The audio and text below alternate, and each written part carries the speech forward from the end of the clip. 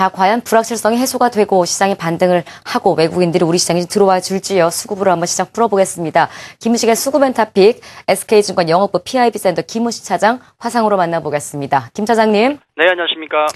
조금 전에 우리가 종목 볼 때도 시장 반등 시 투자할 종목, 결국은 반등을 할 거라는 기대감이 시장에는 많이 있는 것 같은데 아직도 불확실성이 상당히 산재해 있습니다. 오늘 수급 포인트는 어디에 잡고 계세요? 네, 뭐 당연히 반등 나와야 되겠죠. 뭔가 네. 변화가 있어야 되는데요. 자, 오늘 수급 포인트는 그 폭풍 전야로 가겠습니다. 보통 이제 폭풍이 오기 전에 더욱 고요해지죠. 자, 그런 분위기가 느껴지는데 뭐 다 아실 겁니다. 무엇의 전야인지는 다 아실 건데 지금 수급 자체가 굉장히 얇아 있고 불안해 있기 때문에 뭐 어제 오늘 같은 장중에 뭐 1% 전환 그런 등락 같은 경우는 큰 의미가 없죠. 그래서 의미가 없습니다. 오후까지 더 진행이 돼야 봐야 하는 것이고요. 지수의 어떤 변동보다도 수급의 변화가 대단히 중요한데 일단은 다행히도 오늘 오전까지는 그 미세한 변화가 있습니다. 수급에서 거기에 대해서 말씀을 좀 드리려고 하는데요. 아까 제가 폭풍 전야, 뭐 어떤 전야인지는 다 뭐 아실 거라고 말씀드렸는데 두 개의 이벤트죠. 북한 미사일 발사가 거의 임박한 것 같고, 그리고 또 내일 금통의 금리 결정을 앞두고 있습니다. 그걸 앞두고 증시가 지금 뭐 급등락이 계속 반복이 되고 있는데 절대 좋은 현상은 아닙니다만은 시장은 1900포인트 정도에서 일단 눈치를 보고 있다. 그렇게 보입니다. 1900포인트가 기점이 되는 게 외국인들 같은 경우도 1900포인트 정도를 기점으로 해서 매도가 확실히 약화되고 있죠. 또 코스닥 시장에 대해서는 일단 매도는 아니고 중립 정도에서만 유지가 됩니다. 반복만 되고 있죠. 최근에 코스닥 시장을 흩어진 것은 외국인이 아니라 사실은 국내 세력이었죠, 역시. 자, 다시 돌아가서 국내 수급 세력 같은 경우도 외국인도 지금 1900 정도에서는 매도세가 약화되고 있는데 국내 수급 세력 같은 경우도 1900포인트 정도를 확실히 지금 교두보를 보고 있는 것 같습니다. 외국인의 매물을 지금 뭐 연기금, 투신권 꾸준하게 받아내고 있는데 특히나 국내 투자 심리를 엿볼 수 있는 게 펀드죠. 그쪽인데 1900포인트 정도 근접하니까 거기 초반부터에서는 1000억 이상의 펀드 자금 유입이 연속적으로 지금 들어오고 있거든요. 이틀 연속 보였거든요. 해서 막 국내 투자자들 같은 경우도 어떤 펀드 투자하는 개인 투자자 같은 경우도 1900포인트 정도를 교두부로 저점으로 인식하고 있다는 게 느껴지고 있습니다. 네, 상황적으로 볼 때 어제 오늘 보면은 일본 엔화 그리고 또 북한의 위협이 거의 뭐 피크로 치달았죠.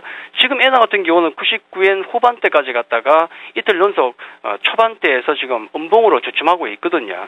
예, 그런 상당히 좀 북한과 일본의 위협이 일본 같은 경우가 악재가 피크로 치달았는데도 불구하고 지수 자체가 급락이 좀 안 나오고 있고 1900포인트를 지키고 있다는 점, 그리고 또 어제 오늘 환율 역시도 오히려 거꾸로 좀 내려가는 모습을 보인다는 것은 상당히 좀 이례적이고 특징적이다, 그렇게 봐야 되겠죠. 일단 시장의 기류는 분명히 1900포인트를 교두보로 삼고 북한의 상황 그리고 내일의 어떤 금통의 액션을 한번 지켜보고 대응하자, 이런 분위기가 강한 것 같습니다. 정치적인 문제이기 때문에 사실 뭐 어떤 상황에 대해서 뭐 100% 단정은 못하겠죠. 하지만 지금 국면은 분명히 어느 한쪽이 아니라 양쪽 모두를 봐야 되는 어떤 지점에 와 있다, 그렇게 말씀을 좀 드리도록 하겠습니다. 말씀하신 북한 상황과 금통의 결과, 오늘 내리면 이제 폭풍 전야의 결과를 좀 알 수 있을 것도 같은데요. 실제로서 이런 분위기 속에 외국인과 기관들 어떤 매매 패턴 보이고 있는지 함께 묶어서 설명 부탁드리겠습니다. 예, 일단 외국인 쪽의 어떤 변화가 좀 가장 큰 특징적인데 외국인이 과연 오늘 삼성전자를 매수할 것인가가 제가 보기엔 중요한 것 같습니다. 그동안 계속 매도를 했거든요. 삼성전자에 대한 문제도 있겠지만은 국내 증시가 불안하면은 대표주를 팔 수밖에 없는데 그 리스크가 줄어든다 그러면은 분명히 삼성전자 쪽에 매기가 올 것이다, 그렇게 보고 있습니다. 일단 오전에는 삼성전자 매수세가 보인다, 그렇게 말씀드리겠고요. 전체적 업종별로 놓고 본다 그러면은 서비스, 운수, 장비, 금융, 증권 등등에서 아직은 좀 매도 쪽은 많죠. 하지만 규모 자체가 200밖에 안 됩니다. 반면에 전기전자, 철강, 보험 쪽에 매수가 들어오는데 특징적인 것은 LG전자, 뭐 LG 디스플레이 같은 종목, 기아차이 같은 종목도 매수가 들어오지만은 그동안 안 보였던 종목, 그러니까 LG화학이라든지 뭐 현대제철, 포스코 같은 종목에도 외국인 매수세가 보인다는 것은 상당히 좀 특징적이다, 그렇게 봐야 되겠고요. 자, 기관들 같은 경우도 비슷한 흐름을 보이죠. 낙폭 과대주에 대한 매수세가 보인다고 좀 말씀을 좀 드렸었는데 오늘도 마찬가지입니다. 업종별로 본다면은 뭐 전기가스, 금융, 통신 쪽에 매도가 보이지만은 운수, 장비, 화학, 전기전자, 뭐 철강, 낙폭이 컸던 업종군, 그러니까 종목으로 본다 그러면은 역시 포스코, 현대차, 현대제철, 뭐 증권주는 또 특징 이슈가 있었죠. 또 신한지주 같은 종목에서 기관들 같은 경우도 낙폭 과대주에 대한 어떤 매기가 계속 연속적으로 보인다, 그렇게 정리를 해드리겠습니다.